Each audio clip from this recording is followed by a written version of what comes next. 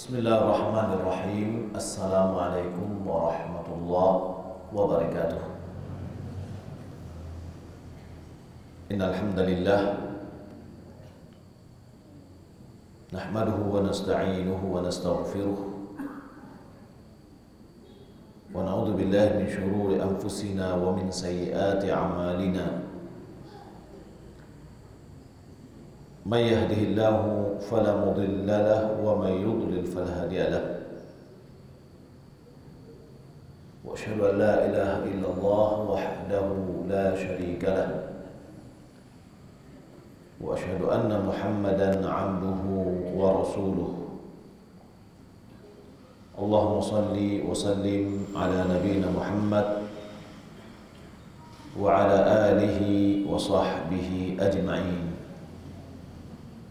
Amma ba'du, bapak-bapak dan ibu-ibu yang dimuliakan oleh Allah Subhanahu wa taala. Alhamdulillah, segala puji dan puja untuk Allah Subhanahu wa taala atas segala nikmat yang Allah limpahkan kepada kita. Nikmat di antaranya adalah nikmat menuntut ilmu, di mana kita sudah hampir 2 tahun terputih atas takdir Allah Subhanahu wa taala. yakni karena adanya pandemi. Mudah-mudahan Allah Subhanahu wa taala segera bebaskan kita dari pandemi COVID-19 itu, sehingga baliklah kehidupan kita, kehidupan yang normal balik, bukan new normal. Salat dan salam semoga dan dianugerahkan oleh Allah Subhanahu wa taala kepada Nabi kita Muhammad sallallahu alaihi wasallam. Allahumma shalli ala Muhammad wa ala ali Muhammad.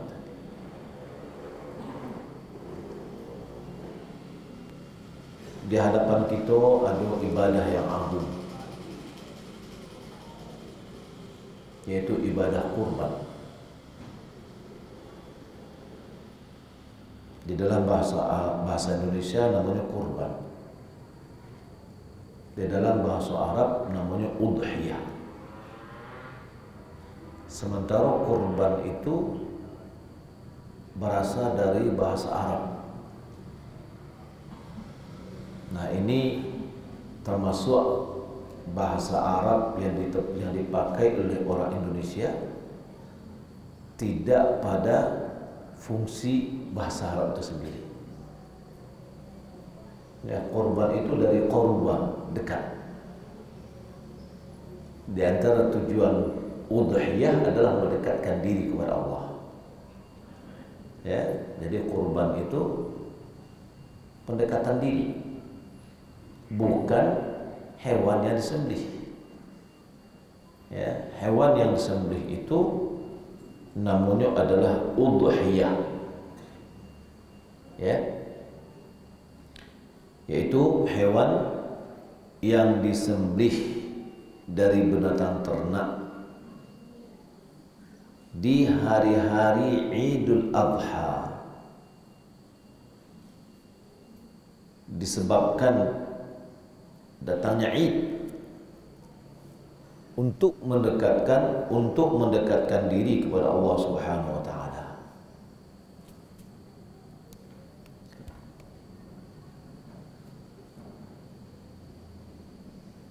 Kurban itu dari syiar Islam. Ya, jadi dia dari syiar. Jadi harus dimarakkan. Memuliakan syiar itu bagian dari takwa hati. Wa man yu'azzim sya'airallah fa innaha min taqwal qulub. Jadi kalau kita ingin memarakkan syiar-syiar Allah, syiar-syiar Islam, maka kita marakkanlah yang betul-betul syiar. Ya, di antara syiar Islam adalah azan. Azan dikumandangkan, harus didengar oleh orang keluar. Ya, malahan Nabi SAW mewasiatkan kepada pasukan untuk tidak menyerang satu kaum waktu subuh sampai kedengar azan. Kalau nggak ada dengar azan, baru diserang. Kalau kedengar azan, tidak boleh diserang. Di antara syiar adalah sholat berjamaah ke masjid. Ya, terkadang bagi kita yang syiar kurang dihidupkan, yang tidak syiar disyiar-syiarkan. Ya. Kurban adalah syiar yang disyariatkan baik berdasarkan Al-Quran maupun Sunnah dan ijma' kaum muslimin. Allah berfirman, "Fasalli li rabbika wanhar." Salatlah untuk Rabbmu dan berkorbanlah. Ayat sebelumnya apa? Inna a'tainakal kautsar. Sesungguhnya kami telah memberimu nikmat yang banyak.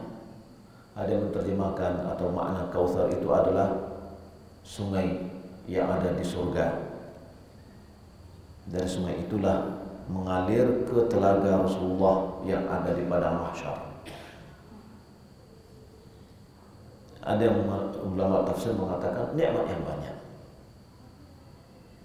Ya, Allah menyebutkan kami memberimu nikmat yang banyak. Fasalli li rabbika wanhar. Maka solatlah untuk Rabbmu dan sembelihlah.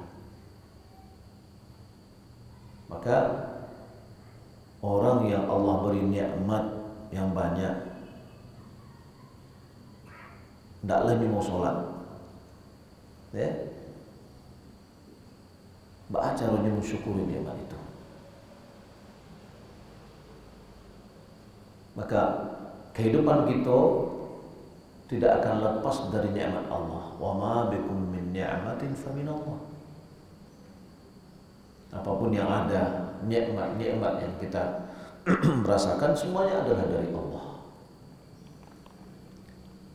Jadi kalau kita lihat dari ayat pertama ke ayat kedua, bisa kita artikan bahwa kita sholat diperintahkan oleh Allah, satu. Yang kedua, dalam rangka kita mensyukuri nikmat Allah. Dan kemudian kita berkorban, di samping itu disyaratkan dan diperintahkan, itu juga kita mensyukuri nikmat Allah. Coba kalau kita hitung nikmat Allah yang telah Allah berikan 1 tahun, ya, tidak bisa kita hitung.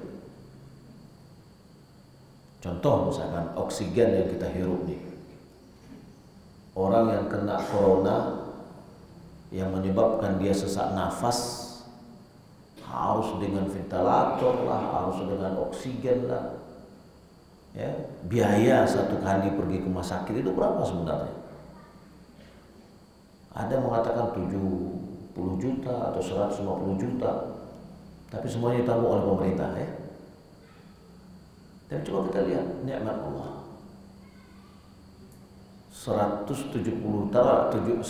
juta dibandingkan korban di situ berapa gini? 2.100.000. Kalau iko baru oksigen aja baru sekian nikmat Allah yang banyak dibandingkan dengan 2.100.000. 2.100.000 itu apa-apanya kalau dibandingkan dengan nikmat Allah. Maka bagi kita yang mampu, ya, tidaklah pantas dia meninggalkannya. Tanda syukurnya kepada Allah.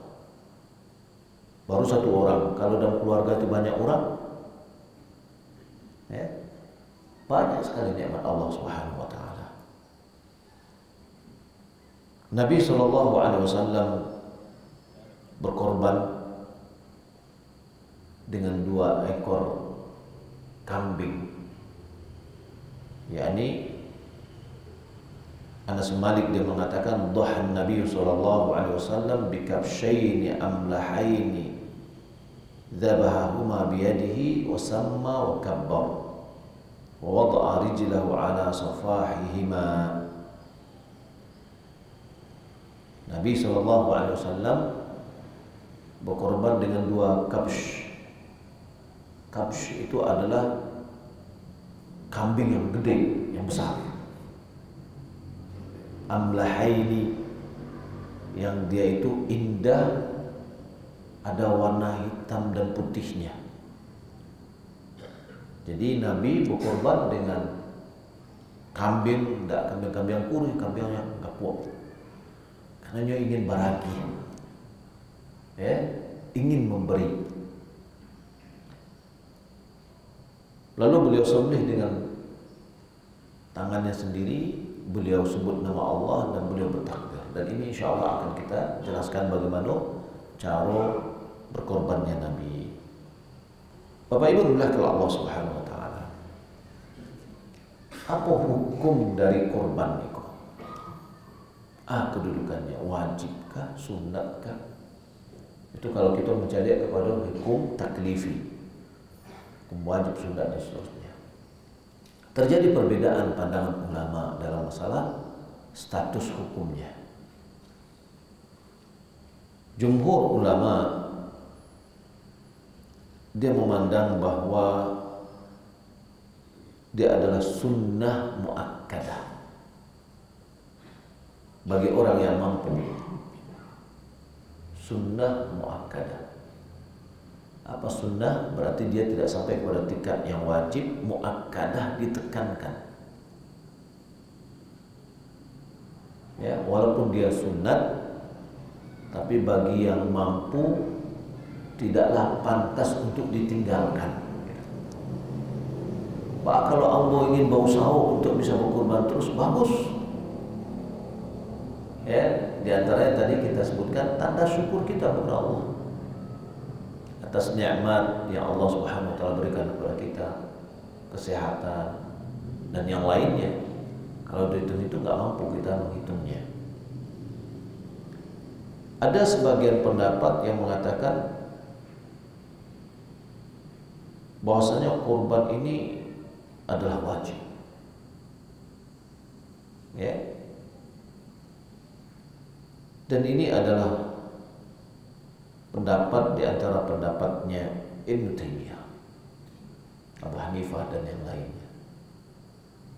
Walhasil, ya, kalau seandainya kita mengatakan tak sampai kepada wajib, dia adalah sunnah muakkadah. Jadi sunnah muakkadah itu dia di bawah dari wajib, di atas dari sunnah biasa. Makanya tidak pantas untuk ditinggalkan bagi yang kita mampu.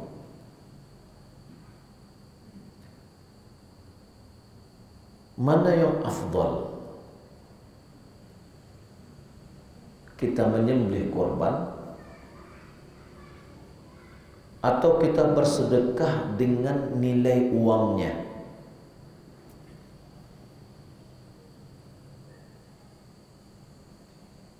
Kalau seandainya ada tetangga misalkan, ini perlu bana jupiti, ini minta ke awak, tapi awak ingin berkorban. Lalu kita katakan, ya udah, kau piti 2.100.000 korban ambo tahun itu. Wagen piti keju. Pertama, itu bukan korban. Karena korban itu adalah sembelihan hewan. Ya. Berarti dia tidak bisa menggantikan korban gitu. Ya, baik. Kalau tadi kita melihat misalkan korban itu hukumnya sunnah muakkadah, tapi ada orang peralu piti. Mana yang lebih afdal? Kita menyembelih, membagikan dagingnya, atau kita bagi-bagikan pitinya? Ulama mengatakan bahwa menyembelih korban itu lebih afdal daripada bersedekah dengan uangnya, dengan nilainya. Kenapa lebih afdal? Karena pertama, menyembelih hewan itu atau korban itu, itulah yang dilakukan oleh Nabi. Bahwasanya Nabi menyembelih korban, para sahabat juga menyembelih korban. Ini pertama alasannya. Karena Nabi tidak mencontohkan, diberikan nilai. Yang kedua, karena sembelihan itu adalah syiar Allah. Ya, syiar Allah. Kalau seandainya orang berpaling, ya, bersedekah dengan nilainya, akhirnya dia meninggalkan syiar sembelihan. Tidak ada orang mendabiah. Ya, kadang-kadang kan orang mau main praktis aja, transfer peti sudah bagi yang lain. Kalau kalau korban menggilai lagi, kemudian membagi lagi, susah banget. Alah, praktis aja. Maka kita katakan bahwa menyembelih dengan binatang hewan korban itu lebih afdal daripada bersedekah. Pertama, karena itu perbuatan Nabi dan para sahabat. Yang kedua, karena itu adalah syiar Allah. Kalau seandainya ada orang berpaling dari itu, berarti mereka akan meninggalkan syiar Allah.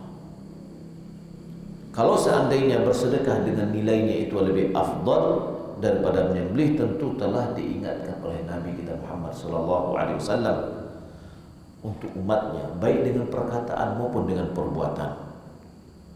Dan beliau tidak akan pernah tidak menjelaskan ketika diperlukan. Ya, nggak pernah beliau mendiamkan kalau perlu di penjelasan. Malahan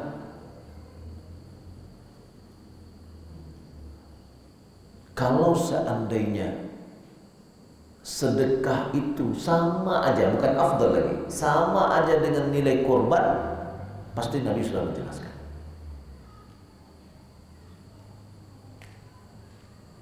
Karena bersedekah lebih ringan, lebih praktis,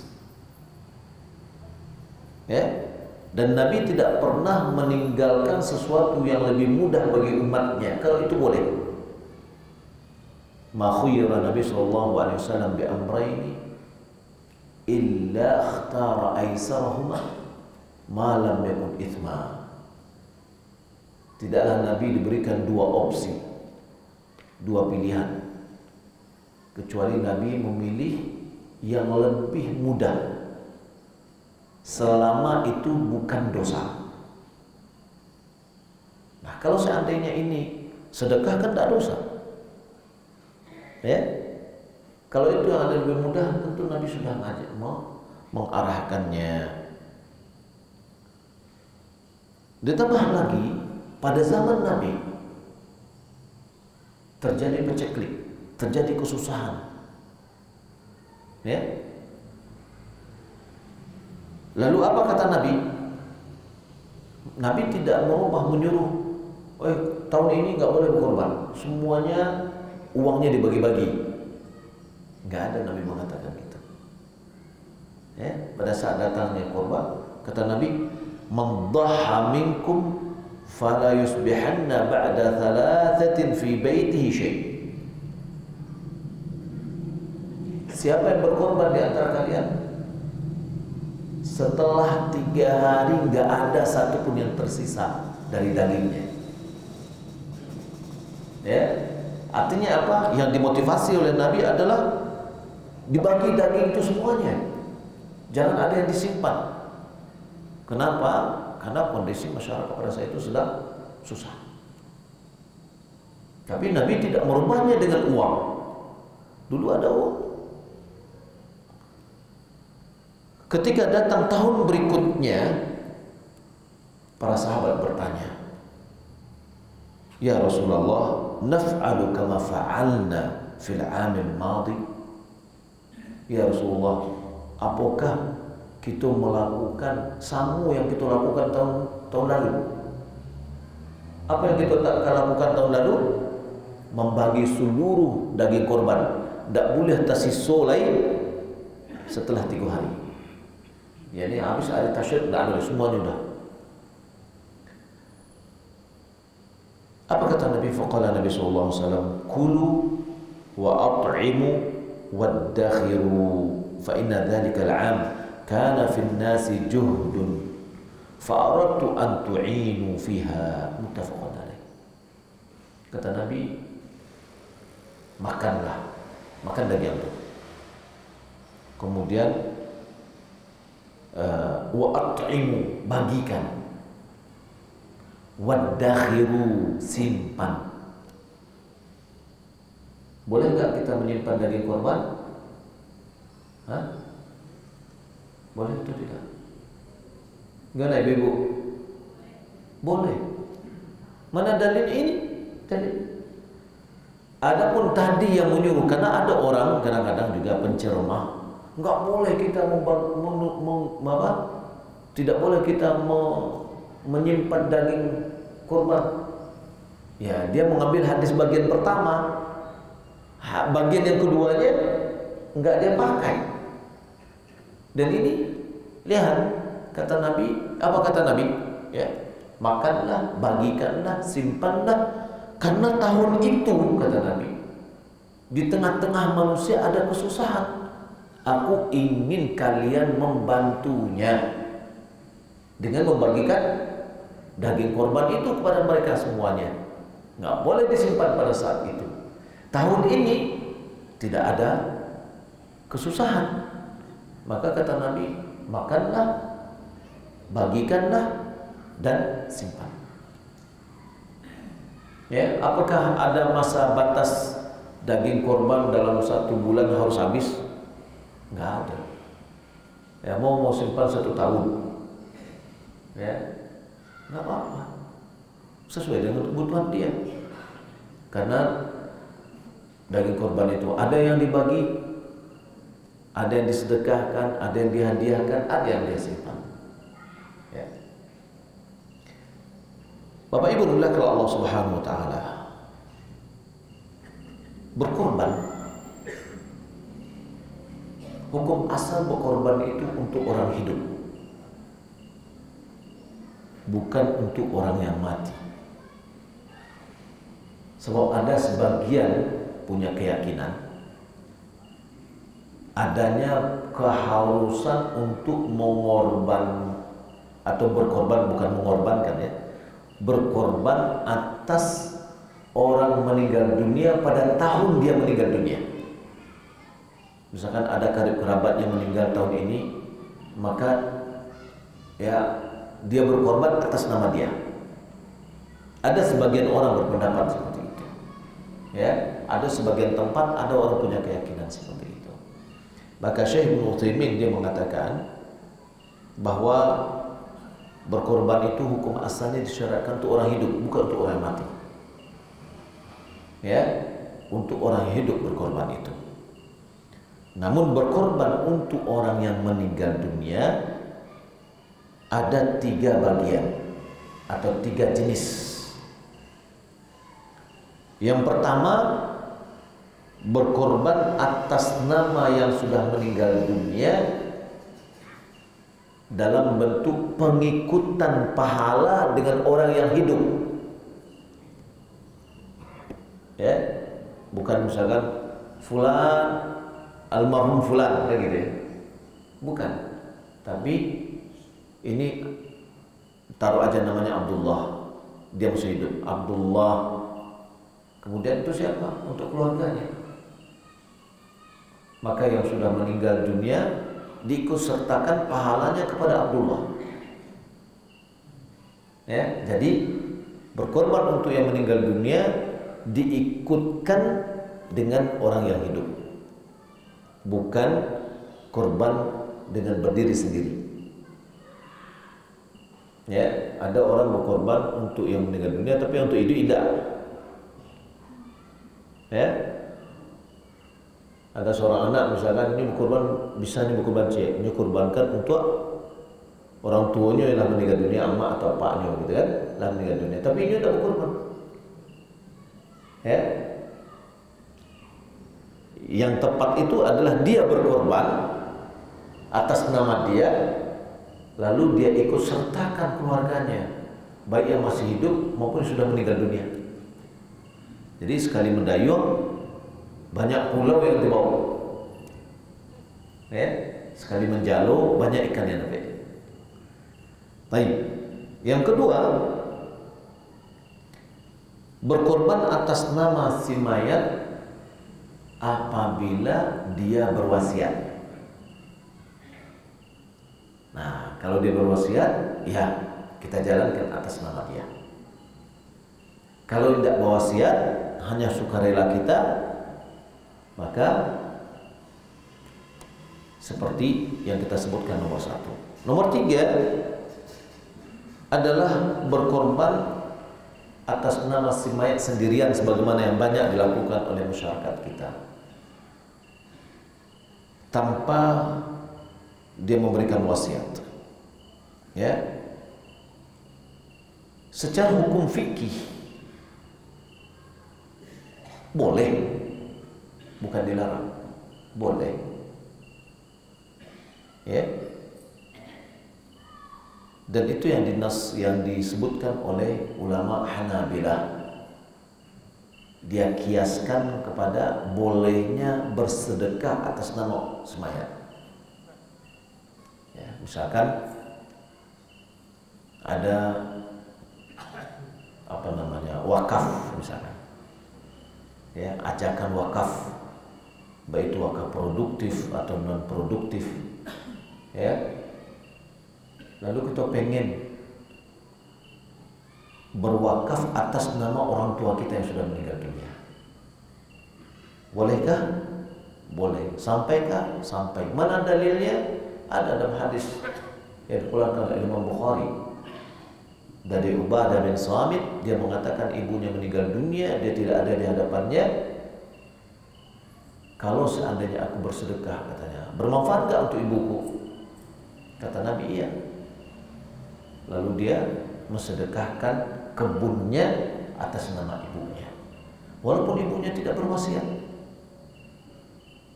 Ya, mungkin kita bayangkanlah misalkan orang tua kita dahulu, ya, susah hidupnya, dan alhamdulillah kita kini lay lapang hidup awak. Ya, kita bisa bersedekah. Lalu ada kesempatan wakaf yang nanti pahala yang mengalir terus, ya, maka itu adalah kesempatan bagi kita untuk menambah pahala orang tua, Pak. Enak. Kita sedekahkan atas nama itu. Bisa. Nah, Hanabilah dia kiaskan kepada bersedekah dengan daging, sebagaimana bersedekah dengan uang. Baik. Namun, apakah ini yang sunnah yang dianjurkan? Gitu. Hukumnya boleh. Tapi mana yang lebih afdal, mana yang sunnah? Ulama mengatakan tidak sunnah kalau seandainya kita berkorban atas nama yang sudah meninggal dunia. Kenapa? Karena tidak dicontoh oleh Nabi. Nabi meninggal paman yang dia cintai, yang sama berjuang dengan dia, yaitu Hamzah. Tidak pernah dibuatkan korban atas nama Hamzah. Meninggal dunia istrinya yang paling dia cintai, yaitu Khadijah, yang berjuang dengan dia, yang selalu disebut-sebut oleh Rasulullah, sampai Aisyah walaupun tidak pernah ketemu dengan Khadijah, sampai sangat cemburu kalau mendengar nama Khadijah. Karena saking banyaknya Nabi SAW menyebutnya, nggak pernah Nabi berkorban atas nama Khadijah. Kemudian anak-anak yang meninggal dunia, semua anak-anak Nabi meninggal dunia pada saat Nabi masih hidup kecuali Fatimah. Fatimah meninggal dunia setelah 6 bulan Rasulullah meninggal dunia. Nah, nggak pernah Rasulullah berkorban atas nama anak-anaknya. Tapi Nabi berkorbannya, dia ikut sertakan keluarganya dengan korban dia. Ketika dia menyembelih, Allahumma hadza anni wa an ahli. Ya Allah, ini atas namaku dan keluargaku. Ya, dia ikut sertakan. Keluarga mana yang keluarga? Baik yang masih hidup maupun yang sudah meninggal dunia. Nah, ketika kita berkorban, kita niatkan untuk kita dan pahalanya kita berikan kepada yang lain, maka dia itu sampai pahalanya. Ya, Bapak Ibu dimuliakan Allah Subhanahu wa taala. Ada beberapa syarat dalam berkorban yang harus kita perhatikan. Yang pertama ada 6 syarat. Yang pertama adalah hewannya hewan binatang ternak. Bahimatul an'am ini berbahasa Arab. Ya, ini dari bahasa Arab. Yang makna bahimatul an'am itu adalah onta, sapi, kambing. Ya, jenis onta, jenis sapi, jenis kambing. Kambing domba, kambing kacang, kambing Jawa, kambing apalah namanya ya. Nah, itu jenisnya kambing jantan kok, betina kayak sama. Sapi, kerbau masuk mana nih? Kalau itu di bagian dari masukkan ke jenis sapi, boleh. Ya. Baik. Bantiang jo banteng beda ada. Ya, banteng tidak ada orang berkorban dengan banteng ya. Tapi bantiang, nah itu korban orang. Enak. Baik. Bolehkah dia berkorban dengan onta? Boleh. Berkorban dengan kuda? Ya, kuda dikorbannya. Ini mungkin membaca hadis ayat lan tanalul birra hatta tunfiqu mimma tuhibbun. Kamu tidak akan mencapai kebajikan sampai menginfakkan apa yang dia cintai. Oh, ini kuda yang paling ambo cintai. Ya, tahun ini ambo mau kurban dengan kuda. Sahkah kurbannya? Tidak sah. Karena kuda bukan dari bahimatul an'am. Atau ada orang berkorban, ambo berkorban tahun iko sakandang ayam. Ya. Ayam sekian banyak, mungkin 1000 iku ayam dikorban. Ya. Sahkah itu sebagai korban?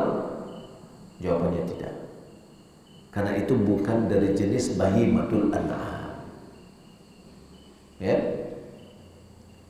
Karena ibadah, ada syarat ibadah itu sesuai dengan sunnah, yaitu apabila ibadah itu terkait dari jenis, maka hendaklah ibadah kita itu harus sesuai dengan jenis yang ditentukan. Tidak boleh kita ganti dengan yang lain. Ya, maka ketika kita berkorban dengan bahimatul an'am jenisnya, maka dia tidak keluar dari yang 3. Yang pertama onta atau sapi atau kambing. Yang kedua, sudah sampai umur. Nah, umur. Kalau kambing istilah kambing kacang begitu ya, kambing biasa itu 1 tahun. Tapi kalau dha'n, yaitu domba, itu boleh 6 bulan. Yang lain seperti sapi itu 2 tahun umurnya, 2 tahun masuk ke 3 tahun. Ya, kalau onta tidak ada yang diatur, kita yang berkorban dengan onta. Ya, jadi kambing, sapi harus dipastikan umurnya sudah lebih dari 2 tahun. Ya, orang yang biasa paham dengan sapi yang akan tahu. Yang ketiga, binatang kurban ini harus selamat dari cacat yang bisa menghalangi kurban. Ada 4. Yang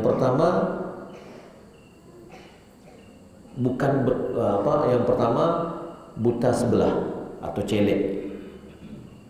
Ya, yang betul-betul nampak celeknya. Ya, sampai matanya mungkin putih gitu ya. Nampak butuh sebelah. Ya. Tapi kalau seandainya nggak nampak, karena di sini disebutkan yaitu al-bayyin atau aurul bayyin. Yang kedua, sakit, yang betul-betul nampak sakitnya. Bagaimana ada sakitnya, mendamamnya, memandang saya tidak rumahnya makan, ya. Nah, maka itu adalah yang menyebabkan sakit yang betul-betul kelihatan, tanda-tanda sakitnya. Yang ketiga adalah tengkak, ya, pincang, nampak pincangnya. Nah, hati-hati nih, ya, panitia kalau menurunkan sapi dari truk misalkan, ya, melompeknya, jatuh, patah kakinya, ya, kok kan nonton gitu tapi ya. Nah, maka harus hati-hati, ya. Kemudian yang keempat, kurus kering, tidak ada daging lain, ya. Jinyo ingin bahagia kepada Allah. Apa yang dia kalau tidak ada daging, ya. Jadi jangan misalkan sapi yang mau tak mau gapu-gapu, sudah dijual tidak bisa, jadi aja dikorban gitu, tidak bisa. Nah, itu ada 4. Kemudian kalau seandainya yang 4 ini ada, satu di antara 4 ini ada terdapat pada seekor hewan yang akan disembelih, maka tidak boleh, tidak sah kurbannya. Kemudian ditambah lagi, ya, aib atau cacat yang bisa membatalkan kurban. Di antaranya adalah buta. Kalau tadi celek bisa celek, kini kedua-duanya tidak bisa celek, ya, maka itu adalah aib juga, tidak bisa. Kemudian ada yang karena dia mau melahirkan, tersakit anaknya, ya, tidak bisa melelayan dong.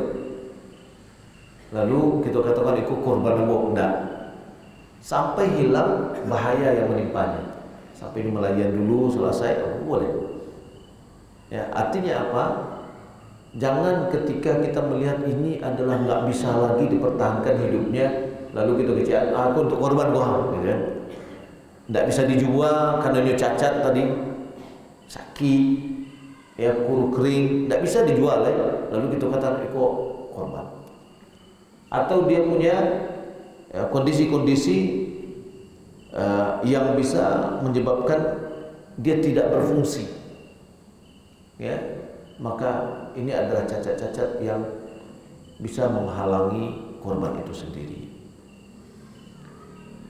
Kemudian syarat yang keempat adalah korban itu memang milik orang yang ingin berkorban, ya. Hewan yang akan dikorbankan itu adalah milik dia atau orang yang telah diizinkan untuk mengorbankannya. Ya, kalau seandainya ada orang punya sapi kecilnya, aku korban lembu, itu punya orang, tidak boleh. Ya, yang dikorbankan adalah milik dia sendiri. Kemudian yang kelima, korban ini, hewan ini tidak boleh berkaitan dengan hak orang lain. Contoh, awak mengejar ambo ada sapi, ambo ingin berkorban dengan sapi ambo, tapi sapi aku paduan di orang, ya, ada hak orang lain yang wak seduayan, yang ini punya jatah di situ sakaki misalkan, ya, itu tidak boleh kita korbankan sampai kita selesaikan hak dia. Atau hewan itu kita jadikan sebagai buruhan, ya, sebagai jaminan terhadap sebuah hutang dan yang lainnya, maka itu tidak bisa kita jadikan sebagai hewan yang akan kita korbankan, ya. Kemudian yang keenam, hendaklah dia menyembelih pada waktu yang telah ditentukan, ya. Yakni mulai dari setelah sholat Id sampai sebelum tenggelam matahari pada hari ketiga hari tasyrik. Jadi dia 4 hari. Hari Id, hari-hari tasyrik. Hari tasyrik terakhirnya itu sebelum tenggelam matahari, karena hari itu berakhir dengan tenggelamnya matahari. Kemudian boleh menyembelih baik siang maupun malam. Namun menyembelih di siang lebih afdal, ya, karena kemudahan yang bisa dilakukan. Nah, ini syarat-syarat dari penyembelihan, ya, yang perlu kita ketahui. Kemudian seperti apa hewan yang afdal kita korbankan? Yang paling afdal itu adalah yang paling baik, baik dari jenisnya maupun dari bentuknya, ya. Kalau dari jenis, maka yang paling afdal itu kita berkorban dengan onta, mahal, ya, atau dengan sapi kalau itu sendirian, ya. Jadi seekor sapi dia sendirian atas nama satu orang, ini lebih afdal. Kemudian dengan kambing, kemudian 1/7 dari onta, kemudian 1/7 dari sapi. Jadi kalau kita bandingkan mana yang lebih afdal, 1 ekor kambing atau 1/7 sapi, maka afdalnya adalah 1 ekor kambing lebih afdal daripada 1/7 sapi, ya. Dari sifat, dari bentuk, maka hewan yang paling gemuk itu lebih afdal. Semakin gemuk semakin afdal.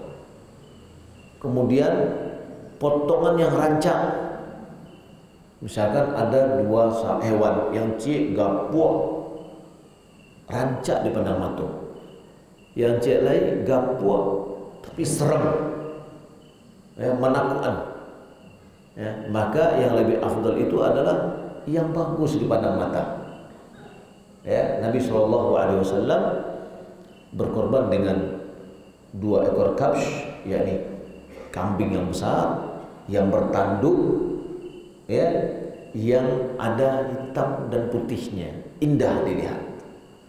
Nah, maka dalam hal ini subhanallah, kalau kita ingin bahagia kepada Allah, berikanlah yang terbaik, ya. Jadi yang paling gemuk, yang paling banyak dagingnya, malahan sebagian ulama mengatakan kalau kambing mana yang lebih bagus, kambing jantan atau kambing jantan yang sudah dikebiri.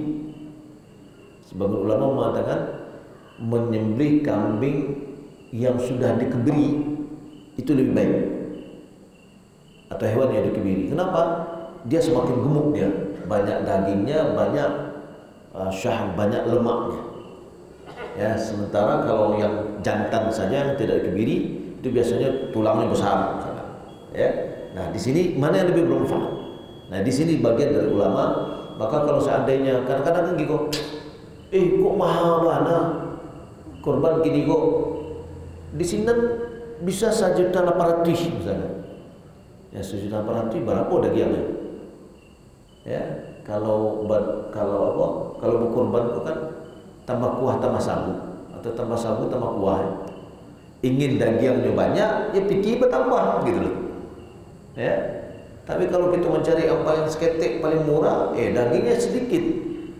Nah, maka kalau seandainya kita mencari hewan yang lebih besar, tentu nanti mungkin biayanya semakin besar. Dan itu lebih baik, lebih afdal. Bapak Ibu dimuliakan Allah Subhanahu wa taala, pembahasan kita berikutnya adalah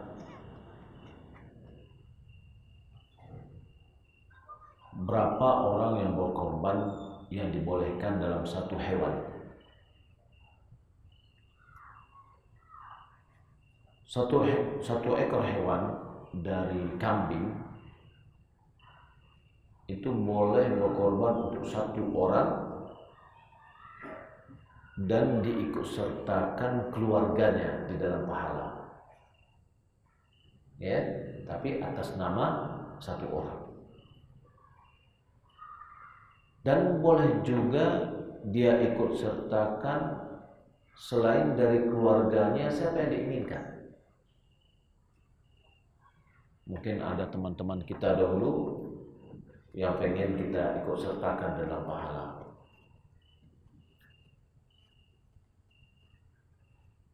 Karena Nabi SAW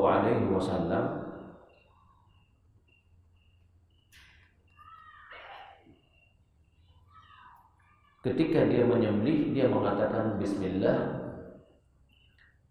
Allahumma taqabbal min Muhammad wa ali Muhammad wa min ummati Muhammad. Ya Allah, terimalah dari Muhammad dan keluarga Muhammad dan dari umat Nabi Muhammad. Dalam riwayat yang lain, riwayat Imam Ahmad, Nabi berkorban pertama satu ekor kambing. Beliau mengatakan Allahumma hadza anni wa an ahli. Ya Allah, ini atas namaku dan keluargaku. Keluarga di sini meliputi yang istrinya, anak-anaknya, ya, orang karib kerabatnya, baik yang masih hidup maupun yang sudah meninggal dunia. Maka dia diliputi oleh makna tadi. Nabi menyembelih hewan yang kedua. Beliau mengatakan Allahumma hadza anni wa amman lam yudhhi min ummati. Ya Allah, ini atas namaku dan dari umatku yang belum berkorban. Nah, jadi di sini pertama satu orang boleh dia berkorban dengan 2 ekor. Boleh lebih banyak dari itu. Mungkin dia berkorban, saya berkorban di kampung cek lain, boleh. Kemudian dia boleh mengikutsertakan siapa yang dia inginkan di dalam pahala. Adapun 1/7 dari kambing, dari 1/7 dari sapi atau unta, begitu juga. Boleh dia niatkan untuk dia dan keluarganya. Atas namanya satu orang, tapi dia ikut sertakan di dalam pahala. Namun peserta di dalam seekor sapi boleh 7, tidak boleh 8.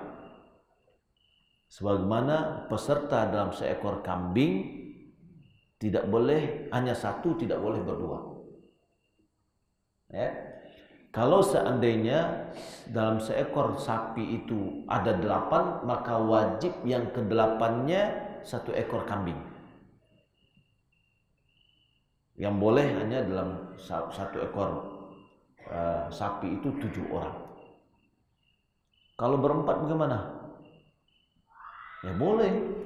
Jangan berempat, 1 ekor sapi boleh 1 orang. Ya. Maka kalau dia ikut sertakan di dalamnya, maksimalnya boleh 7. Ya, boleh maksimal boleh 7. Lebih dari itu, misalkan kan Giko ya, ada beberapa kelompok, ada yang terlambat mendaftar. Masuk aja lah ke sapi yang paling nomor 8 gua, cari yang lebih gapuak. Nggak bisa. Kita bukan berbagi daging, tapi kita beribadah sesuai dengan syariat. Kemudian pembagian dagingnya tentu pembagian daging itu pertama dianjurkan, ya, dianjurkan orang yang berkorban itu mengambil daging dari hewan yang atas nama dia. Dari Abi Ayyub Al-Ansari radhiyallahu anhu qala kana ar-rajulu fi ahdi an-nabi sallallahu alaihi wasallam yudhahi bisyati anhu wa an yudhahi anhu wa an ahli baitihi, ya, fa ya'kulu wa yut'imun wa ya'kulun wa yut'imun. Seseorang pada zaman Nabi, seorang laki-laki pada zaman Nabi, dia berkorban dengan seekor kambing atas nama dia dan keluarganya. Jadi kalau seandainya ada dua orang, si istri, ambo ingin berkorban pula, itu yang buat doh.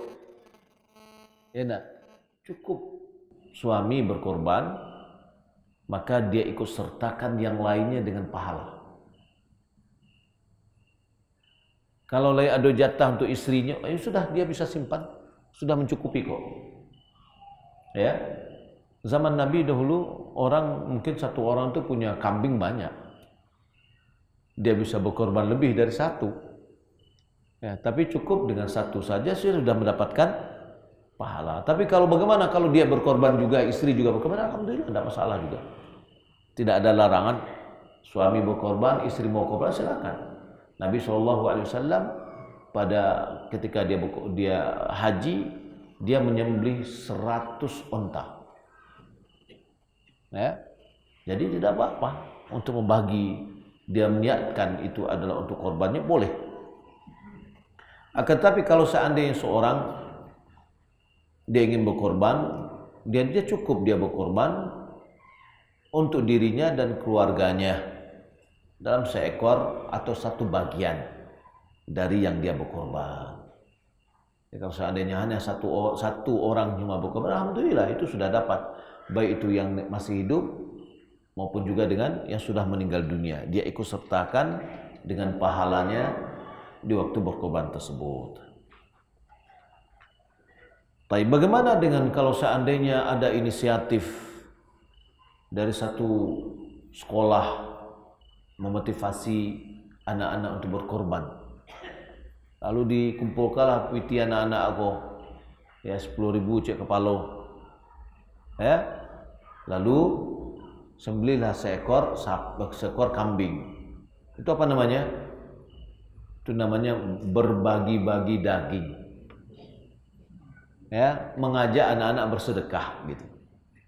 Bukan berkorban, karena berkorban itu hanya atas nama satu orang. Baik, bagaimana kalau seandainya perusahaan berkorban? Nggak ada perusahaan yang berkorban. Perusahaan yang berkorban itu adalah manusia, karena ibadah dari manusia. Kalau seandainya perusahaan itu nama seorang, miliknya seorang pribadi, lalu dia ambil dari uang perusahaannya, tidak ada masalah, itu punya dia. Tapi bagaimana kalau seandainya, ya, ini adalah PT besar, sahamnya banyak orang, lalu atas nama PT ini dia membagi-bagi kambing atau bagi-bagi sapi korban, ya, maka ini tidak korban, itu bagi-bagi daging, ya, bagi-bagi daging. Boleh nggak diterima? Boleh. Baik.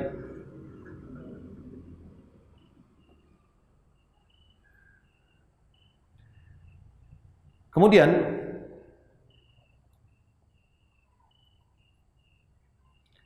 apa yang harus diperhatikan oleh orang yang ingin berkorban? Orang yang ingin berkorban mulai dari tanggal 1 Dzulhijjah, dia harus menjauhkan dirinya dari beberapa hal. Yang pertama adalah tidak menggunting kuku-kukunya. Kuku apa? kuku orang, bukan kuku kambing. Ya. Ada yang dipahami seperti itu gitu loh. Ya, jangan diambil rambut dari binatang yang dikorban. Enggak, apa hubungannya dengan ya, tapi ini adalah kuku orang yang berkorban yang atas nama dia. Jadi kalau seandainya apa yang berkorban, ibu boleh potong kukunya. Ya, anak-anak boleh potong kukunya. Ya, laki-laki mungkin ingin mencukur rambut, boleh. Tapi yang enggak boleh itu adalah orang yang atas namanya. Itu yang enggak boleh. Karena Nabi SAW mengatakan idza ra'aitum hilal dzil hijjah wa fi lafdhin idza dakhalat al-ashr wa arada ahadukum an yudhi falyumsik an sya'rihi wa adfarih. Apabila kalian sudah melihat hilal bulan sabitnya Dzulhijjah, dan meriwayat yang lain apabila sudah masuk 10 hari, yakni 10 Dzulhijjah, dan salah seorang di antara ingin berkorban, maka hendaklah dia menahan dirinya dari rambutnya dan kuku-kukunya. Hadis ini diriwayatkan oleh Imam Ahmad dan Imam Muslim, dan dalam lafaz lain, "Fala ya'khudh min sya'rihi wa adfarihi syai'a hatta yudhi." Janganlah dia mengambil sedikit pun dari rambutnya dan kukunya sampai dia berkorban. Ya. Nah, ini jarang diingatkan. Sementara ini adalah bagian yang disyariatkan. Apa hikmahnya larangan ini? Kok orang yang berkorban dilarang untuk memotong kukunya, memotong rambutnya mulai dari tanggal 1 Dzulhijjah? Hikmahnya adalah bahwa orang yang berkorban ikut serta di dalam ibadah yang dilakukan oleh orang yang berhaji, yaitu menyembelih. Maka juga dia ikut serta dalam bagian yang dilarang bagi jamaah haji. Orang yang berihram tidak boleh motong kukunya, tidak boleh motong rambutnya dan yang lain-lainnya. Kan gitu ya.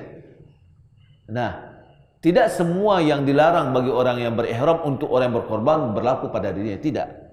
Akan tapi hanya rambut dan kuku. Kalau dia langgar, dia tahu maksudnya dia akan berkorban. Ya. Tapi tetap juga dilakukan.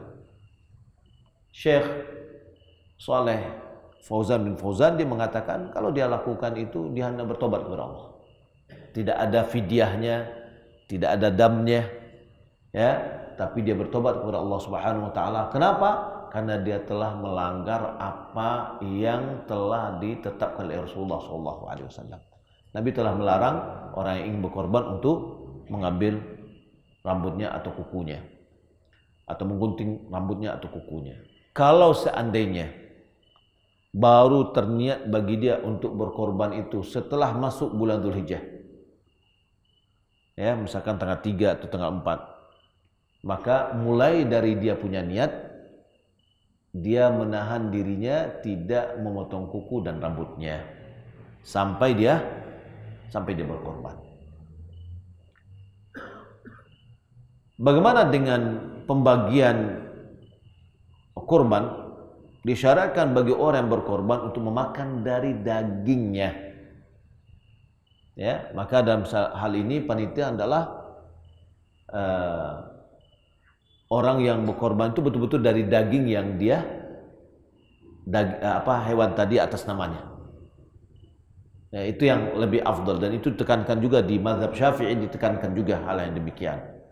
Kemudian bersedekah dan memberikan hadiah yang lainnya. Jadi sepertiga boleh, jadi mau bagian sepertiga boleh. Sepertiga untuk orang yang berkorban, sepertiga dia sedekahkan, sepertiga dia hadiahkan. Apa perbedaan sedekah dengan hadiah? Sedekah kepada orang miskin, hadiah boleh kepada orang kaya. Ya, karena tujuan dari hadiah itu adalah pendekatan hati. Kata Nabi SAW, tahadu tahabu, saling memberi hadiahlah kalian akan saling mencintai. maka kita berikanlah misalkan dusanak-dusanak kita, bako, anak pisang, ya, anak buah. Nah, itu kita beri. Karena di sini adalah hubungan hadiah dan silah. Ya, menjalin hubungan silaturahmi kita dengan keluarga. Kemudian sebagaimana yang telah kita sebutkan tadi, boleh kita untuk menyimpan bagian yang kita miliki, kita simpan. Boleh. Kemudian bagian dari hewan tidak boleh dijual. Bagian dari hewan tidak boleh dijual oleh orang berkorban. Pada itu, inyo ingin beragiah, berarti ke dijualnya. Ya. Nah, begitu juga tidak boleh dijadikan upah. Karena upah itu adalah bentuk dari jual beli. Karena tenaga kita berikan upah. Maka tidak boleh bagian dari hewan itu kita jadikan sebagai upah dalam pekerjaan. Baik itu dalam menyembelihnya atau membersihkannya. Maka keluarkanlah dari uang. Boleh jadi dengan angka 2.100.000. Mungkin hewannya bisa dapat dengan nilai 6 sampai boleh juta misalkan. Ya, tersisulah piti yang 100 tadi dari 7 berarti 700. Ya, kemudian itulah biaya konsumsi, biaya apa lagi? Biaya yang lain-lainnya, kan gitu ya. Nah, itu bisa dilakukan. Nah, di situ juga bisa kita agihan piti upah untuk memberasihan atau untuk mendabiahnya dari uang, bukan dari bagian dari hewan. Bagaimana dengan kulitnya? Ya, kulitnya juga nggak boleh dijual, walaupun yang menjualnya panitia, karena panitia adalah wakil dari orang yang berkorban. Dia adalah melaksanakan. Sebagaimana panitia tidak boleh menjual daging, begitu juga dia tidak boleh menjual kulitnya. Loh, kulit kan tidak bisa dibagi-bagi. Ya, kita boleh kita berikan misalkan untuk satu orang kulitnya boleh, sepakat untuk berikan kepada ya satu orang atau kedua orang atau 3 orang atau bagaimana. Ketika dia sudah pindah tangan kepada orang yang menerima, kalau dia mau menjual silakan, karena dia bukan orang yang berkorban. Yang tidak boleh itu adalah orang yang berkorban menjual bagian dari hewan yang dia korbankan. Ya, begitu juga dengan kepala. Ya, tidak boleh ada transaksi misalkan biar ambo yang mendabiah, tidak usahlah dengan piti, tapi ambo kepalanya yang ambo atau kulitnya untuk ambo. Itu adalah bentuk dari bagian transaksi. Sebab kalau kita tidak iuan, ini mungkin tidak namanya mendabiah. Ya, nah maka tidak boleh dijadikan hewan tersebut sebagai bagian yang diperjualbelikan termasuk di dalam upah.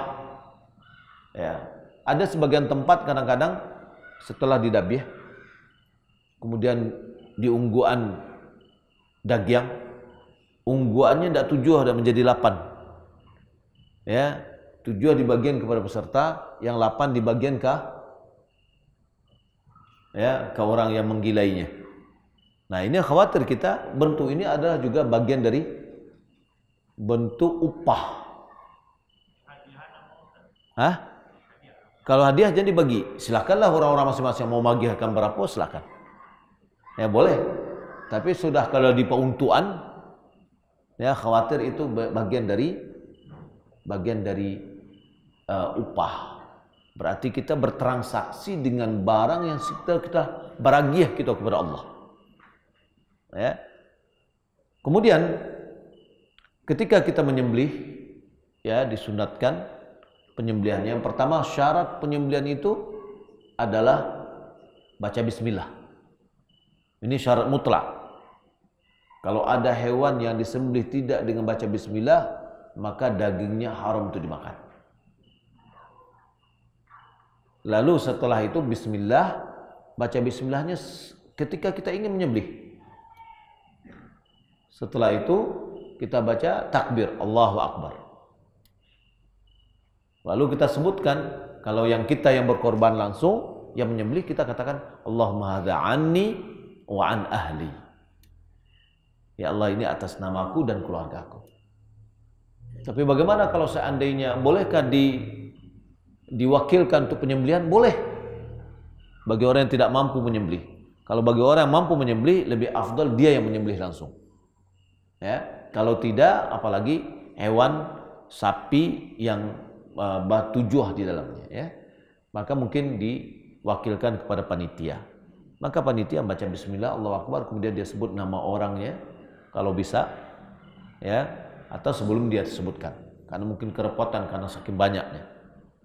Ya, cuma yang bisa kita garis bawahi adalah bagaimana kita bisa berkorban dan kita ikut sertakan keluarga kita dalam pahala.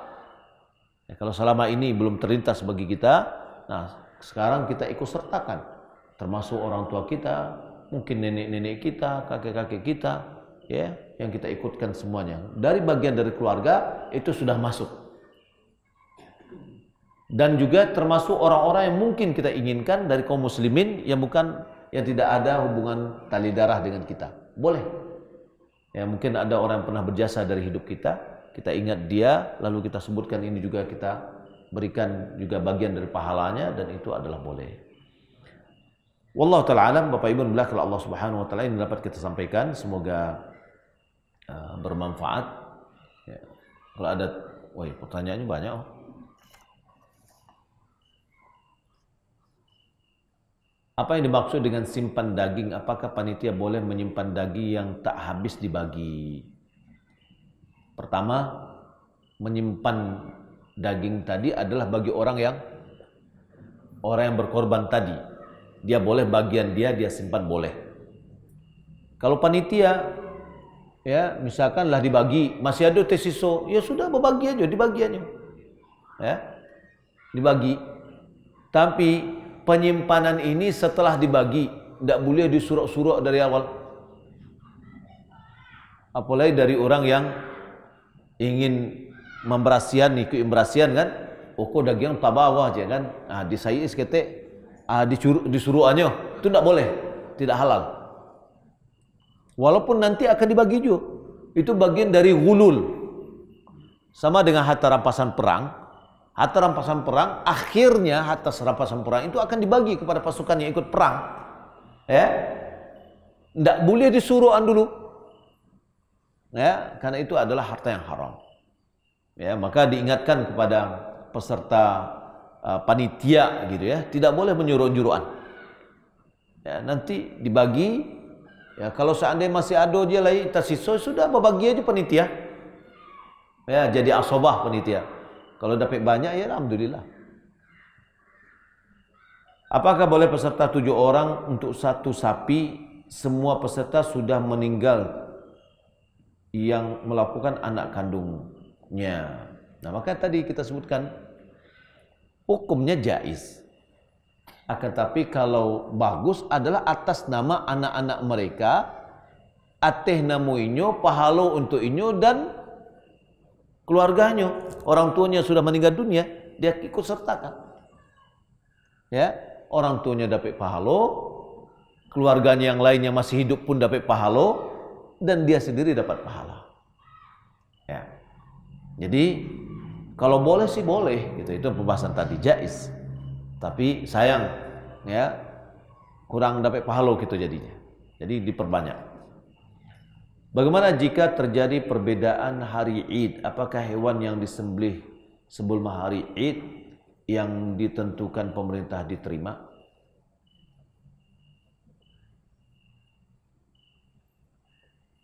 Berdasarkan hadis, kata Nabi SAW, al-Idu al-fitru yawma tuftirun wal adha yawma tudahhun was-sawmu yawma tasumun. Ini menunjukkan bahwa kita bersama di dalam melakukan aktivitas ini.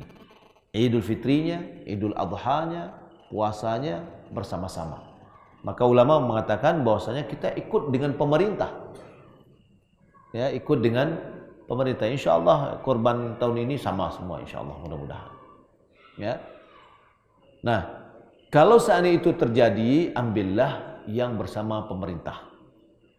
Ya, kalau terjadi sebelumnya, khawatir kita tidak diterima. Baik. Apakah boleh hewan disembelih di Jakarta setelah dibungkus dikirim ke Kubang untuk sanak saudara yang berhak menerima? Boleh. Jangan bungkusnya dimasak langsung. Enak. Boleh, nggak ada masalah. Apa boleh kepala dan kulit hewan kurban diserahkan ke kelompok orang atau organisasi yang biasanya dijual untuk kas organisasi tersebut? Nggak boleh. Ya. Berikan kepada individu, jangan kepada organisasi. Supaya bermanfaat, kita berbaragiah korban ini kepada siapa? Fakir miskin, bukan ke organisasi. Ya, sebagaimana kita memberikan daging. Daging itu kepada fakir miskin. Karena dalam hadis dikatakan berikan kepada qani' wal mu'tar. Qani' itu adalah orang yang meminta. Mu'tar itu adalah orang yang tidak meminta. Ini miskin, tapi tidak mau minta, dia agih saja. Ya, jadi bukan ke organisasi, tidak juga ke panitia atau ke pengurus masjid. Nanti dijadikan kas masjid. Kenapa nggak kasihkan aja? Jangan kulit kasih, daging kasih. Nggak ada ya. Nah, jadi karena daging nggak bisa, ya kulit juga nggak bisa. Bagaimana jika terjadi kelebihan daging, apakah boleh panitia mengambilnya? Ya boleh, panitia bagian dari orang yang bisa dia bagi. Ya, setelah pembagian. Apakah ada sunnahnya menyebut nama peserta ketika menyembelih hewan korban? Kita sudah sebutkan tadi. Nabi SAW mengatakan dia menyembelih, Allahumma hadza anni wa an ahli. Maka ketika yang menyembelih orang lain, hendaklah dia sebutkan Bismillah, Bismillah Allahu Akbar, hadza an fulan. Ya, disebutkan. Apakah ada ijab dalam panitia dengan peserta kurban? Enggak ada ijab kabulnya ya. Wallahu taala alam. Ada yang lain, ibu-ibu ada? Ya. Ada janin di dalam, maka boleh. Ya. Dan anak janinnya boleh dimakan, boleh. Kan tidak perlu dabiah, tidak perlu. Kata Nabi SAW, zakatul zakatul walad. Sembelian indua itu adalah sembelian untuk anaknya yang ada dalam. Ya, kecuali kalau pas mendabiah keluarnya, hidup kan?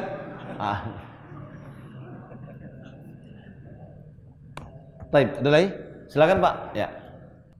Kata Nabi, la tabi' ma laysa indak. Jangan dijual apa yang kamu tidak miliki. Lu nado barang nggak akan dijual. Nah, nggak boleh. Ya. Kalau nyoba mana muko, inyo berjanji-janji boleh jadi, tapi inyo belum bisa menjual. Nah, kemudian tidak boleh panitia yang menjual. Kalau seandainya agen ke seorang sudah nggak apa-apa. Orang tadi sudah pindah kepada dia, berarti statusnya sudah milik orang miskin gitulah. Lalu nyojual boleh. Ya, wallahu a'lam. Kalau seandainya jangan kulit yang dikumpulan, daging yang kumpulan, jual daging yang bah. Boleh enggak? Wah balina daging yang sapi sudah tu lihat. Bagi-bagi.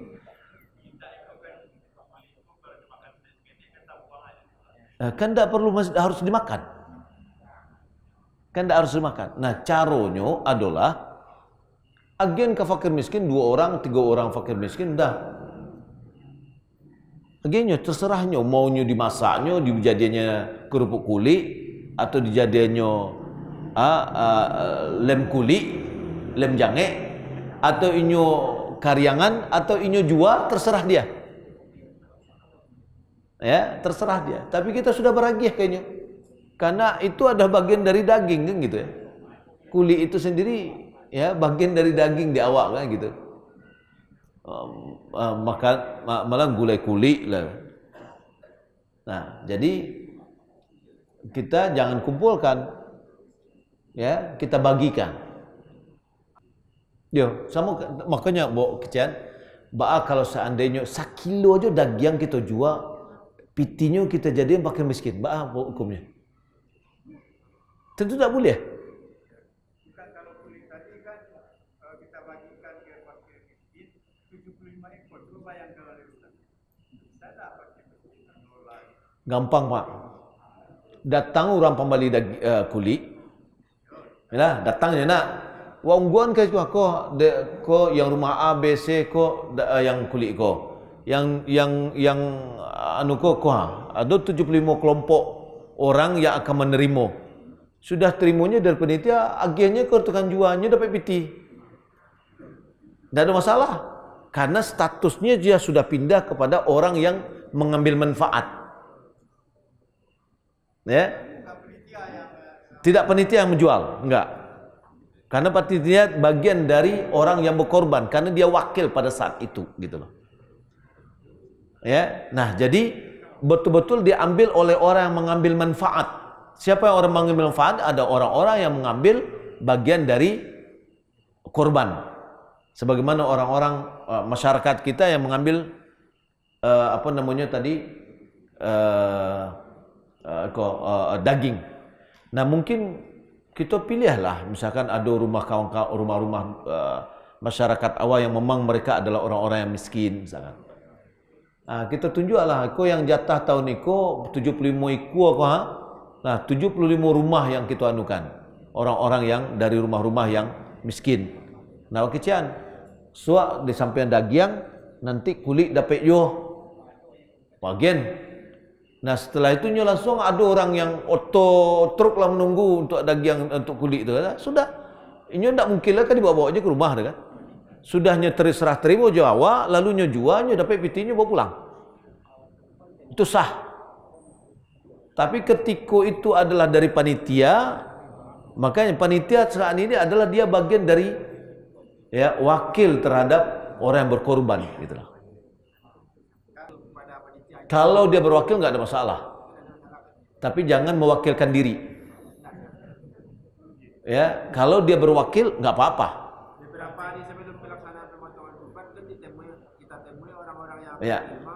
Ya. Lalu di saat kita temui itu orang itu yang berwakil kepada panitia. Boleh, kalau dia mewakilkan. Kita yang mengeksekusinya. Ya, nanti kita mengkoordinirnya. Di atas wakil orang-orang sebagai wakil dari orang miskin. Itu boleh. Tapi kalau tidak wakil tidak. Kita menamakan diri kita wakil dari orang-orang miskin. Ah gitu enggak. Ya, tapi betul itu orang itu yang mewakilkan ke kita. Ah, bisa boleh. Ya, temui orang itu, "Allah, kok dapat jatah nanti kulit. Nah, supaya jangan susah nanti balik ke wakil kamu untuk menjualnya. Ya, atau ke panitia untuk menjualnya. Diwakilkan ya, sudah. Oh iya, akad lah. Harus jalih.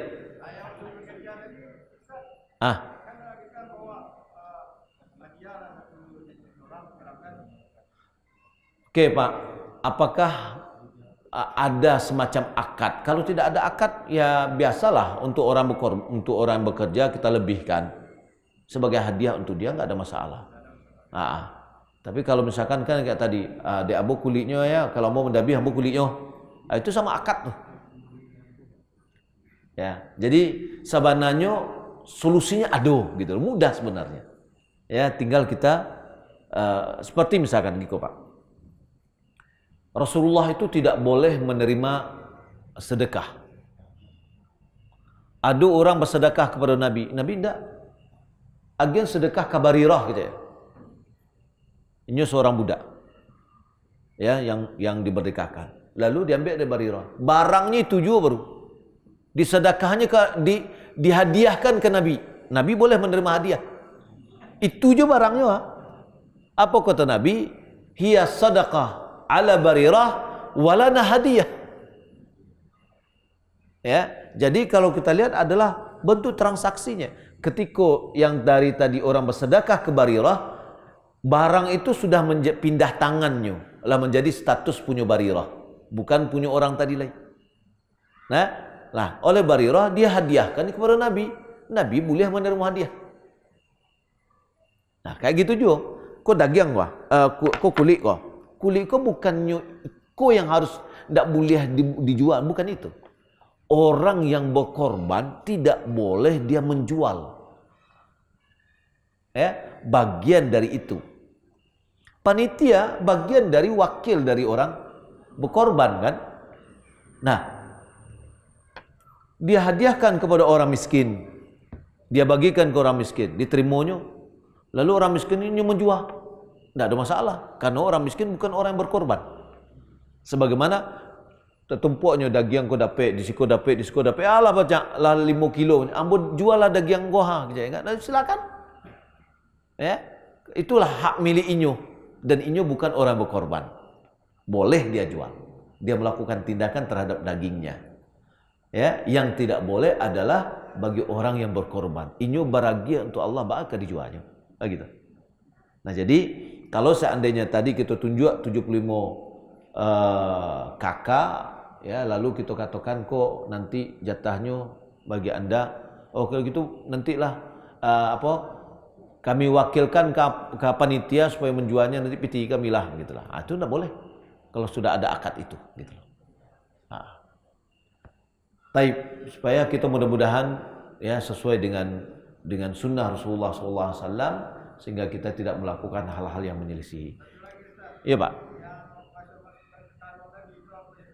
Nah, masuk ke karung-karung tadi itu, maka kita ingian. Kalau perlu diingian sebelumnya, ya.